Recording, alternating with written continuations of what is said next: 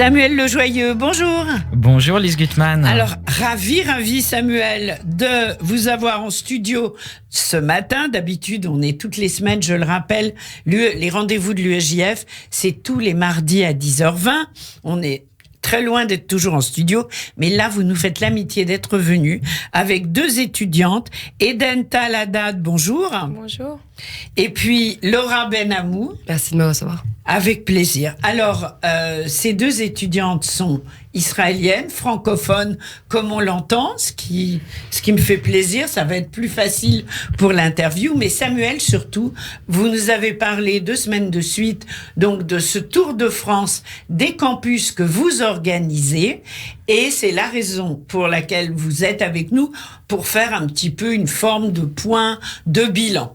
Exactement, et je vous en remercie Lise. Donc Eden Tal et Laura font partie de l'association avec laquelle on travaille en partenariat sur ce tour, l'association Diploact, avec qui donc on a organisé, comme j'en ai déjà parlé effectivement à ce micro, cette semaine d'avoir 20 ans en Israël, qu'on fait depuis une vingtaine d'années maintenant. Tous les ans, l'UEJF accueille sur des campus français. Évidemment, on choisit les campus où c'est le plus difficile, où la haine d'Israël est la plus grande, pour amener des étudiants israéliens qui, à l'image de Eden Tal et Laura, prennent une semaine et beaucoup plus d'ailleurs en préparation de leur vie, arrêtent tout pour se dire, voilà, on va venir en France, on va venir discuter avec les étudiants français, dialoguer, casser les préjugés qui existent envers Israël. Pour ceux qui vont le voir à l'image, elles n'ont pas l'air d'avoir un couteau entre les dents de tuer des Palestiniens tous les matins. Et donc ça, voilà. Et finalement, de faire reculer la haine d'Israël sur les campus où il y en a le plus besoin. Alors, justement, donc, Diploact, moi j'aimerais bien avoir un tout petit peu plus d'infos sur cette association. Qui veut en parler ? Eden ? Oui, moi je vais en parler. Diploact, c'est en fait une association qui a été créée en 2014 par des réservistes qui sont sortis de l'opération Bordure Protectrice à Gaza. Oui. Donc en fait, ils sont sortis, ils ont allumé les médias, etc. Et ils ont vu la différence entre ce qu'ils ont vécu et ce qu'ils se disaient. Ça veut dire quoi, ils ont allumé les médias ? Ils ont allumé la télé, ils ont ouvert leur journal, ils ont regardé les réseaux sociaux, ils se sont dit, c'est pas possible, c'est pas ce qu'on a vécu, c'est pas ce qu'on a vu, et l'image est vraiment faussée. Donc du coup, ces étudiants ont créé cette association et ils ont commencé à aller sur les campus anglophones, notamment aux États-Unis, pendant plusieurs années. Donc ça existe déjà. Pour raconter leur expérience. Pour raconter, en pensant que le dialogue, finalement, c'est le meilleur outil pour faire ça. Et cette année, pour la première fois, on s'est dit qu'il fallait faire ça aussi en France, vu la situation. Donc, grâce à l'UEJF et avec eux, on a pu faire ça. D'où êtes-vous francophones toutes les deux ? Laura ? Alors, moi, j'ai grandi en France. J'ai fait en fait toute ma scolarité en France. Je suis partie après le bac. J'avais envie de rejoindre l'armée. Alors, j'ai fait un programme Massa à l'armée. Et là, j'ai commencé mes études. Et d'où ça vient quand on est jeune fille comme ça, d'avoir envie de rejoindre l'armée ? Moi, pour le coup, j'ai toujours été dans des lycées privés catholiques, ce qui m'a permis de bien me rendre compte de mon identité juive et de la nécessité qu'on a en tant que juif français d'être en fait un peu représentant d'Israël. On va souvent venir vers nous avec des questions, des interrogations, qu'on soit israélien ou pas. Et c'est ce rapport-là, je pense, avec les autres élèves de mon lycée qui m'a permis de me rendre compte que j'avais envie de faire plus et de défendre Israël directement d'Israël et non plus de France. Mais du coup, pour cette semaine, on est venu en France faire ce même travail. Bien sûr. Et vous étiez où dans l'armée ? Vous avez fini l'armée ? J'ai fini l'armée. Moi, j'étais commandante combattante sur la frontière de Gaza. Ah, quand même. Dans une unité qui s'appelle Issouf Kravi. Oui. Et moi, c'est un peu différent. J'ai fait mon allié à l'âge de 10 ans de Guadeloupe, avec ma famille entière. Donc, ça fait pas mal de temps que je suis en Israël et j'ai fait l'armée pendant 5 ans. J'étais officier dans le porte-parole de l'armée à Hebron et à la frontière du Liban.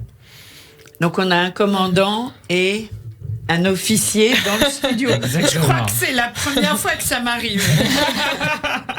En tous les cas, chapeau, bravo, hein. Quel courage.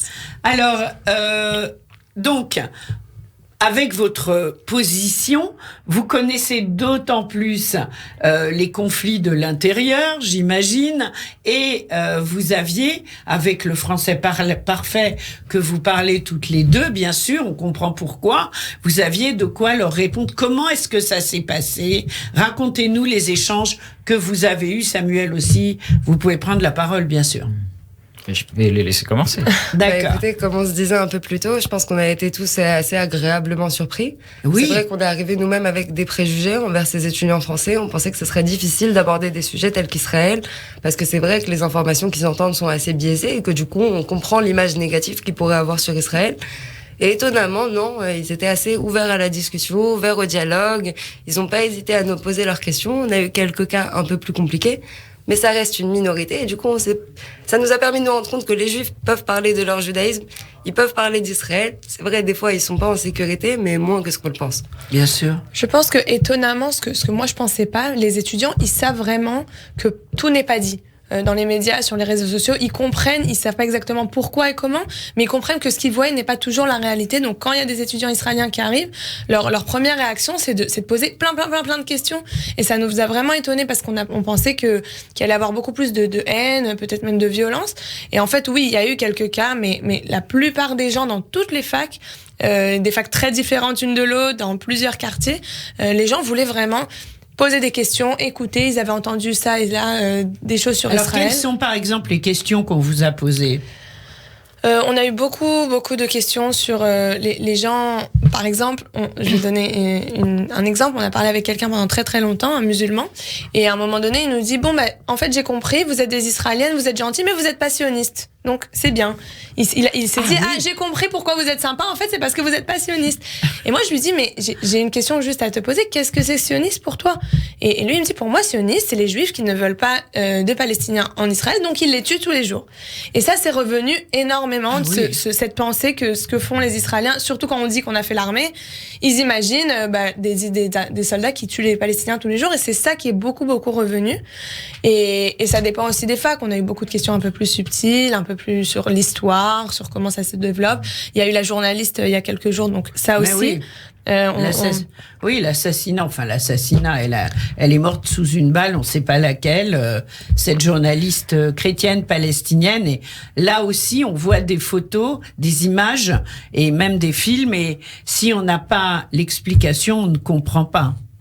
Et aujourd'hui, on sait parfaitement que si l'armée est intervenue, c'était pour venir en aide aux parents de cette jeune femme. Et vous avez dû l'expliquer? C'est vrai qu'on a dû l'expliquer. Après, je trouve qu'il y avait quand même énormément d'ignorance. Tout le monde n'était pas à ce point-là renseigné. Il y a très peu d'étudiants qui nous ont parlé d'actualité. Beaucoup ne savaient pas tout simplement qu'il y a des Arabes en Israël, des partis arabes musulmans, que ce soit au gouvernement ou au Parlement. Mais oui. Et voilà, la définition du sionisme, ça veut dire ils se qualifient peut-être comme anti-sionisme, mais une fois qu'ils savent ce que c'est que le sionisme, ils reviennent sur leurs propos parce que ça vient vraiment d'un manque de compréhension, de pas comprendre que être sioniste, ça veut pas dire forcément être contre un État palestinien et ça veut pas dire être pour la guerre et plein de choses comme ça qu'on a pu éclairer. Le problème, c'est que c'est devenu une insulte en France. On ne comprend pas d'où ça vient. On ne sait pas. Enfin, si, je crois qu'on sait que ça a été analysé, Samuel, et que du coup, ils voient des étudiants arriver, israéliens, des étudiantes qui parlent français comme eux, qui ont leur âge, et là ils se disent c'est peut-être pas ce qu'on nous avait dit. Exactement. Moi je crois qu'il y a vraiment, et on l'a très bien vu pendant cette semaine, et à mon avis c'est la grande évolution de la position aujourd'hui dans les universités par rapport à Israël. On a une minorité qui est vraiment une minorité d'extrême gauche qui est extrêmement virulente, peut-être plus virulente que jamais par rapport à Israël. On en a eu quelques signes. Voilà, moi je pense à l'université Paris 8 Saint-Denis où il y a eu une discussion, vraiment un dialogue qui s'est enclenché. Quelqu'un qui est passé comme ça en criant juste, je crois, Palestine vivra, sans vouloir parler du tout. On imagine bien ce que fait cette personne s'il dit juste Palestine vivra quand il voit deux Israéliens sans même leur parler. Et on a une très grande majorité d'étudiants qui finalement ont simplement des préjugés vis-à-vis d'Israël. Effectivement, et ça, moi, je trouve ça absolument terrible. Oui, le mot sionisme a pris un sens péjoratif. Bien sûr. C'est absolument terrible, mais sans haine, en fait. Ça nourrit la haine, évidemment, ce préjugé. Mais pour cet étudiant-là, je pense pas qu'on puisse dire qu'il avait basculé réellement dans la haine. Il avait juste des préjugés, et c'est effectivement, et c'est ce qu'on fait nous au quotidien, c'est ces préjugés-là, en l'occurrence sur Israël, qui sont le terreau de la haine, et donc qu'on a essayé d'attaquer et de déconstruire avec ce projet Avoir 20 ans. Alors justement, quel campus avez-vous visité ? Alors, on a fait Paris 7, Paris 8, Nanterre, Sciences Po Paris, Sciences Po Menton, Grenoble, Lyon 3, c'est tout. Et la Sorbonne. Et la Sorbonne. Où est-ce que vous avez été quand même le mieux accueilli ? Vous étiez combien d'abord, rappelons-le ? Personnellement et étonnamment à Saint-Denis. Et malgré le fait qu'il y ait partout au sein de l'université des affiches appelant au boycott, traitant les Israéliens de terroristes, etc., c'est quand même avec des musulmans, des arabes musulmans français, du coup évidemment, qu'on a eu les meilleures conversations. Parce qu'ils se rendaient pas compte de la liberté religieuse qui est réelle qu'on a en Israël, comparé en France où on va avoir des dialogues sur le burkini ou des choses comme ça. En Israël, ils peuvent porter le voile intégralement partout, les appels à la prière sont autorisés, beaucoup de choses dont ils se rendaient pas compte et qui leur a permis d'être plus ouverts à la conversation en fait. Ah oui, ça c'est intéressant. Alors, combien d'étudiants étiez-vous ? Vous n'étiez pas que toutes les deux ? Non, on était 9 étudiants. C'est ce qui me semblait. Et on était souvent séparés par 2 groupes qui allaient chacun dans des autres facs pour en faire le plus possible, avec bien sûr les militants de l'EJF avec nous. Donc ça faisait des groupes de 5, 6 dans chaque fac. Alors, Samuel, c'est devenu un rendez-vous tous les ans maintenant. Absolument. Enfin, sauf pendant la pandémie, c'était compliqué. Mais en dehors de cela, il me semble qu'il y avait eu d'autres présidents et présidentes de l'UEJF qui avaient organisé cela. C'est vraiment une initiative à garder. Absolument, ça fait une vingtaine d'années. Oui. On invite à chaque fois. Voilà, il y en avait d'ailleurs qui l'avaient déjà fait, qui sont revenus. Il y a comme ça maintenant des groupes. On les suit après, les étudiants, savoir ce qu'ils deviennent. Et ça devient évidemment nos amis parce qu'on a partagé beaucoup de choses. Et on garde les liens après. C'est extrêmement important pour nous. Oui, c'est une initiative, je pense, à garder parce que moi, je crois que le propre de l'UEJF, c'est de ne jamais abandonner le terrain. Oui, même quand c'est compliqué, même à Paris 8, on n'a pas de section de l'UEJF à Paris 8. On en a une qui s'est créée à Bobigny. Paris 8, c'est formidable. C'est Saint-Denis. Oui. À Bobigny, Paris 13. On en a une qui s'est créée. C'est formidable. À Sciences Po Menton, moi, quand j'étais à Sciences Po Paris, on me disait Sciences Po Menton, l'administration de Sciences Po disait, franchement, parler d'Israël là-bas, vaut mieux pas. Ça fait 2 ans qu'il y a une section de l'UEJF qui est créée, qu'on est sur le terrain, et du coup, cette année, ils ont pu y aller, et il y a eu des échanges intéressants. C'est vraiment, moi, je crois qu'avoir 20 ans, c'est avant tout, voilà, être sur le terrain, ne jamais abandonner ça. Alors, on pourrait l'imaginer sous une autre forme, on pourrait l'imaginer le faire évoluer. En tout cas, il y a quelque chose qui est extrêmement important pour moi, c'est que jamais le fait de parler d'Israël ne doit être quelque chose qui est interdit dans une université et tabou dans une université. Oui. Il faut être sur le terrain, ne jamais abandonner le terrain parce que nos adversaires, ils sont sur le terrain. Oui. Exact. Et donc, vous prouvez que vous êtes sur le terrain avec ce genre d'initiative. Je crois que je vous ai pas demandé, Edental et Laura, ce que vous étudiez. Alors moi, c'est important. On a raté une semaine du coup. Il va falloir la rattraper. Lise, vous leur mettez une angoisse. Hein. Vous nous avez rappelé qu'on étudiait aussi. Moi, j'étudie à l'Université hébraïque de Jérusalem. Oui. Je fais un programme de Sciences Po, économie et philosophie. Super. Et donc, je fais partie de Diploact. Tout au long de l'année, on est formé. C'est un programme à l'année, donc en parallèle aux études sur le campus. Peut-être une future diplomate, qui sait. On vous le souhaite. Hein. Merci. Vous aimeriez ? J'aimerais. Oui, voilà. Vous en avez apparemment l'envergure. Laura ? Moi, je suis en sciences politiques et contre-terrorisme à l'université Reichmann et Herzliya. Oui, et pas également mal non plus. De Diploact. Et vous aussi. C'est vraiment un sujet qui nous passionne, en fait, qui nous anime, les deux, ainsi que tous les membres de la délégation et même de l'UEJF. on vit pour ça. C'est une cause qui est vraiment très importante pour nous. Et du coup, évidemment, on a pris cette semaine de vacances pour aller rencontrer les étudiants français. Peut-être des nouvelles ambassadrices, on ne sait pas. On espère. Oui. En tous les cas, quelle motivation, quel souvenir en garderez-vous? D'abord, on a passé vraiment des bons moments, même avec le JF, avec le groupe, la délégation. C'est quand même une grande expérience de faire comme ça en une semaine un peu le tour de la France. Mais vous, c'était la première fois?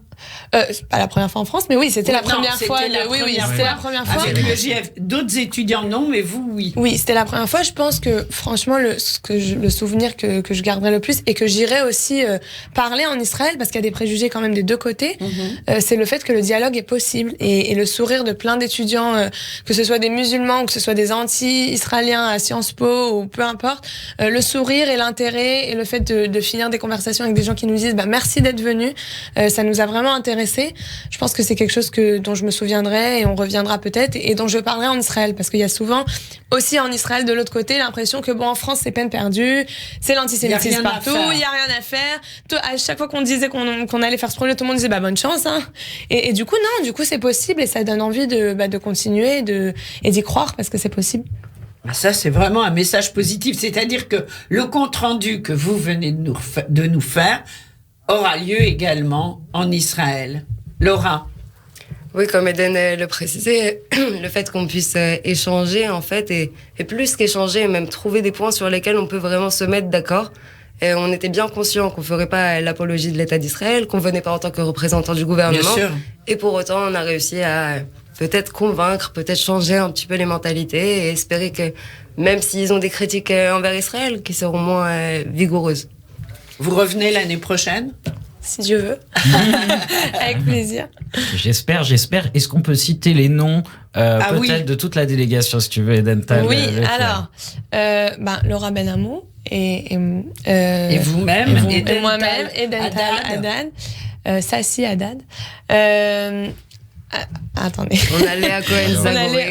Merci. On a Isaac Abessira, on a Raphaël Bekash et Anaël Sidbon qui sont les étudiants israéliens qui sont venus avec nous, mais il y a également des étudiants israéliens qui sont venus de la part de l'UEJF, Nissiel Berebi, Netanel et Ruben, qu'on remercie du coup de s'être joindre à nous. Qui, eux, habitent en France. Non, habitent en Israël également. Ils habitent en Israël. Il y avait une partie de Diploact et une partie d'étudiants israéliens qu'on connaissait, nous, l'UEJF, et donc du coup, qui sont venus, à qui on a demandé directement de venir et qui sont en dehors pour le moment de Diploact. On sait pas. Après, c'est ce partenariat-là qui nous a permis du coup d'atteindre 2 fois plus d'universités en se séparant sur une même journée. Donc on remercie l'UEJF d'avoir amené d'autres étudiants israéliens également. Super. Donc Diploact, quand vous le voulez, quand vous le souhaitez sur Radio J, même en visio, par téléphone, et toujours bien sûr avec Samuel. Samuel, une dernière question. Quel sujet auriez-vous souhaité qu'on aborde et qu'on n'a pas abordé? Quel sujet Non, on a fait le tour, là. Ouais, on a fait à peu près le tour. Ce que je peux dire, moi, j'aimerais juste raconter une histoire, peut-être très rapide sur Menton. J'ai abordé un peu, mais j'aimerais vraiment saluer quelqu'un qui est Cécile Toussaint, qui était jusqu'à la semaine dernière présidente de l'UEJF Sciences Po Menton. Vraiment, ce qu'on a vu là, ce qu'on a entendu, c'est le dialogue fonctionne. L'engagement sur le terrain, ça fonctionne. À Sciences Po Menton, vraiment, Israël était tabou, même l'antisémitisme était très fort, et c'est vraiment l'action de l'UEJF. On a commencé il y a 2 ans en invitant Rudy Rochman à Sciences Po Menton. Ça a été des torrents d'insultes. Il y a eu des conseils de discipline. Il y a eu des étudiants renvoyés parce qu'on n'a jamais lâché. On n'a jamais rien lâché. Et 2 ans plus tard, de voir des étudiants israéliens qui reviennent sur ce campus. Et cette fois-ci, ça se passe bien. Moi, je trouve que je suis extrêmement fier, en tout cas, de ça. Il y a de quoi. Et je trouve ça absolument formidable. Bien sûr, il y a de quoi. Et en fait, c'est bizarre, Menton, c'était plus compliqué que Paris 8. Comme quoi, on n'est jamais au courant. Alors, merci beaucoup en tous les cas d'avoir été avec nous ce matin, tous les 3, Edental Haddad et Laura Benamou. Samuel Le Joyeux, on vous retrouve bien sûr Demain, en fait. Demain. Voilà. Moi, je suis dans ma tête, là, j'ai l'impression d'être mardi. Et non, on vous retrouve demain. Et je propose qu'on termine en musique avec quelques notes que vous connaissez tous. On parle de la paix, on parle d'Israël. Shir la Shalom, bien sûr. Je vous embrasse tous les trois. Merci beaucoup.